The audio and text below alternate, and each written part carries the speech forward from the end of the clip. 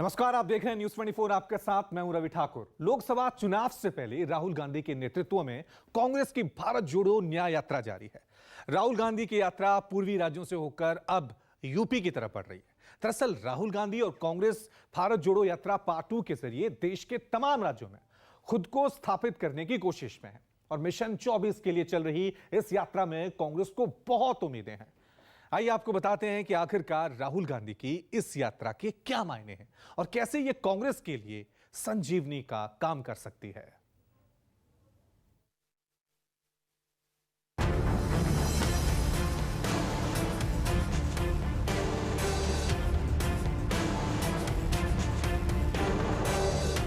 भारत जोड़ो यात्रा की दूसरी पारी, राहुल कांग्रेस को लाएंगे इस बारी।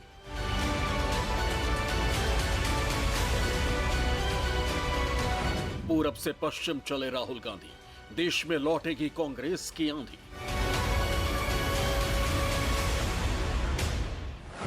राहुल की यात्रा से लाभ या हानि, 2024 में बदलेगी जीत की कहानी।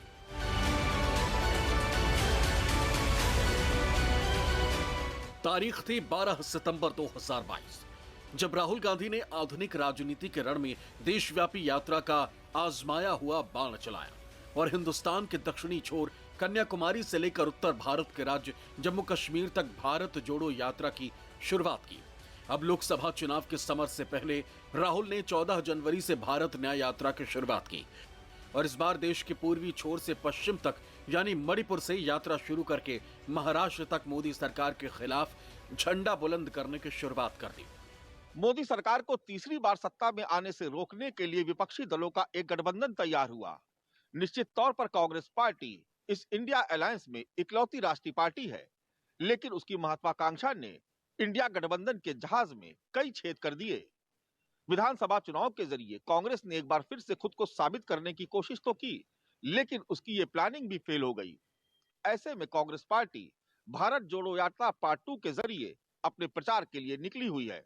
न्याय यात्रा के जरिए राहुल ने चिरपरिचित अंदाज में मोदी सरकार पर हमला बोला। छत्तीसगढ़ में सरकार बदलने के बाद कांग्रेस बैकफुट में है, लेकिन लोकसभा चुनाव की 11 सीटों के लिए राहुल गांधी ने छत्तीसगढ़ में पूरा जोर लगा दिया। पहली यात्रा में हमें दिखा कि देश में बहुत सारा अन्याय हो रहा है, अलग अलग वर्गों के साथ अन्याय हो रहा है, भाषाओं के साथ अन्याय हो रहा है, प्रदेशों के साथ अन्याय हो रहा है, महिलाओं के साथ, किसानों के साथ, मजदूरों के साथ। और हमें पता लगा, साफ पता लगा, इनका 2 पॉइंट प्रोग्राम है। अन्याय बढ़ाओ, हिंसा और नफरत फैलाओ, ये करते हैं। तो इसलिए हमने दूसरी यात्रा में ये न्याय शब्द लगा दिया।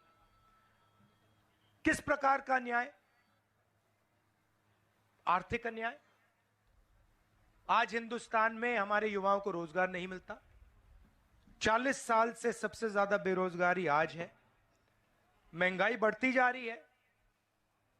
पब्लिक सेक्टर यूनिट प्राइवेटाइज होते जा रहे हैं। आदिवासियों की जमीन छीनी जा रही है।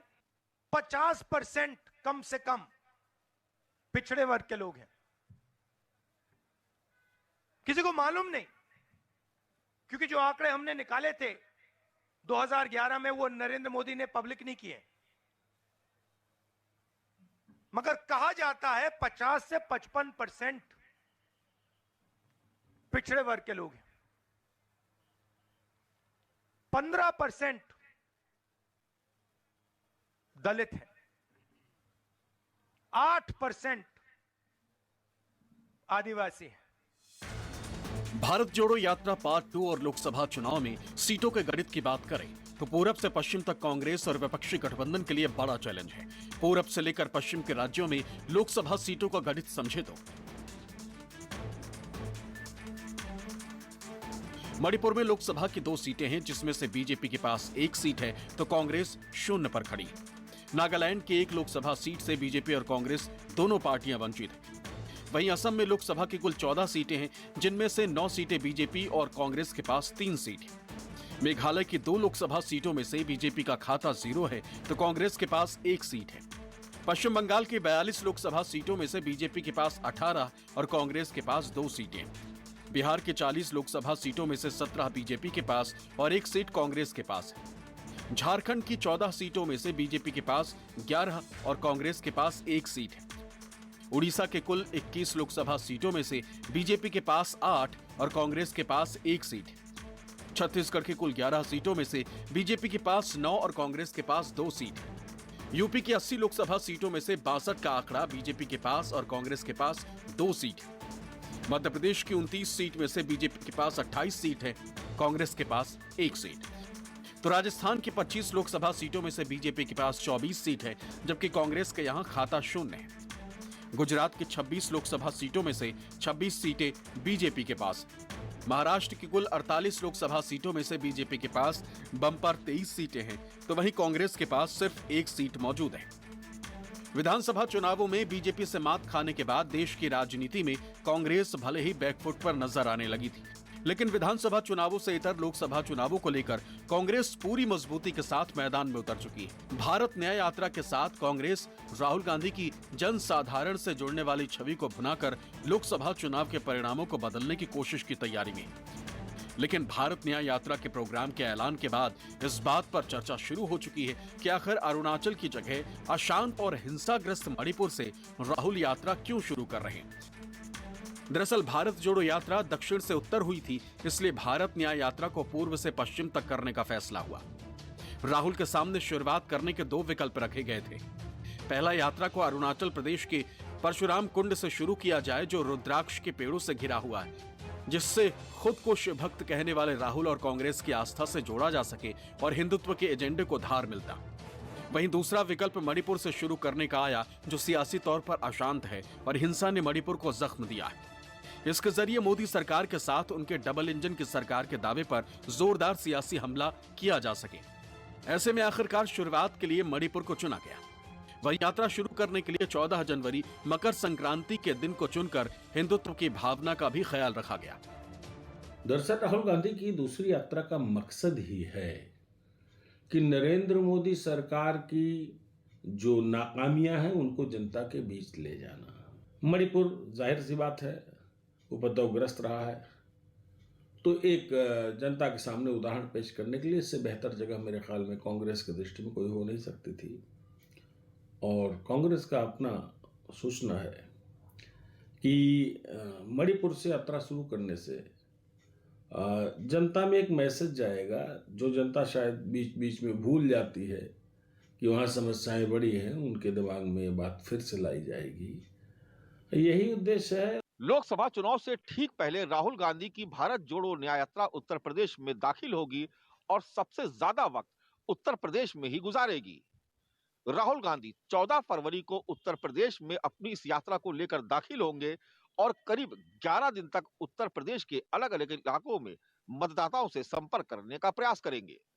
इस दौरान जहां लखनऊ और बनारस जैसे बड़े जिले भी कवर किए जाएंगे, तो वहीं अमेठी और रायबरेली जैसे कांग्रेस के गढ़ में भी पार्टी अपने जनाधार को मजबूत करने की कोशिश करेगी। उत्तर प्रदेश में सीट बंटवारा इंडिया गठबंधन के लिए बड़ा चैलेंज है। यूपी की 80 सीटों के बंटवारे में अखिलेश यादव ने पूरी तरह से अपना दबदबा दिखाया। कांग्रेस को 18 सीटें देकर अखिलेश ने 55 सीटों पर उतरने का फैसला कर लिया। आरएलडी के अखिलेश से नाराज होकर जाने की खबर आई तो अखिलेश ने भारत जोड़ो न्याय यात्रा की नाराजगी को हामी में बदल दिया, जो कहीं न कहीं यूपी में कांग्रेस के लिए भी संजीवनी साबित हो सकती है। आपको बता दें कि राहुल गांधी की अगुवाई वाली भारत जोड़ो न्याय यात्रा 14 फरवरी को यूपी में एंट्री करेगी और ये यात्रा 1000 किलोमीटर का सफर तय करते हुए 20 जिलों से गुजरेगी। भारत जोड़ो न्याय यात्रा चंदौली, वाराणसी, भदोही, प्रयागराज, प्रतापगढ़, अमेठी, रायबरेली, लखनऊ, सीतापुर, लखीमपुर, शाहजहांपुर, बरेली, रामपुर, मुरादाबाद, संभल, अमरोहा, बुलंदशहर, अलीगढ़, हाथरस और आगरा से होकर गुजरेगी। इनमें ज्यादातर वो इलाके हैं जहां अल्पसंख्यक आबादी ज्यादा है। यूपी में कांग्रेस और एसपी के बीच असल मुद्दा मुस्लिम बहुल वाली सीटों को लेकर है। अखिलेश यादव अल्पसंख्यक बहुल सीटें कांग्रेस को देना नहीं चाहते। कांग्रेस के सबसे ज्यादा निगाह पश्चिमी यूपी पर है। कांग्रेस का मानना है कि लोकसभा के लिए मुस्लिम वोट बैंक उसकी तरफ आ रहा है। दरअसल पश्चिमी यूपी में जाट और मुसलमान निर्णायक स्थिति में होते हैं। ये जिसकी तरफ जाते हैं वो पार्टी जीत जाती है। कई जिले ऐसे भी हैं जहां मुस्लिम वोटर्स की तादाद 40 से 43% है। मुजफ्फरनगर में 41.30% मुस्लिम वोटर है, शामली में 41%, सहारनपुर में 41.95%, बिजनौर में 43.04%, बागपत में 27.98%, मेरठ में 34.43%, अलीगढ़ में 19.85% और गाजियाबाद में 25.35% वोटर मुसलमान हैं। इस यात्रा के माध्यम से पार्टी उत्तर प्रदेश के अलावा ओडिशा और गुजरात पर भी नजरें गड़ाई हुई है। इसलिए यूपी के अलावा इन दोनों राज्यों में यात्रा को ज्यादा समय दिया गया। कहीं ना कहीं कांग्रेस पार्टी ये मानकर चलने लगी है कि यात्रा उसका ब्रांड बन चुकी है और इसके जरिए जनता तक आसानी से पहुंच बनाई जा सकती है। इस बार यात्रा के दौरान कांग्रेस उन कमियों को भी दूर करने की कोशिश में जुटी हुई है जो पिछली बार की यात्रा में रह गई थी। 2022 में राहुल गांधी की भारत जोड़ो यात्रा के जरिए कांग्रेस काफी हद तक जनता से जुड़ने में कामयाब हुई थी।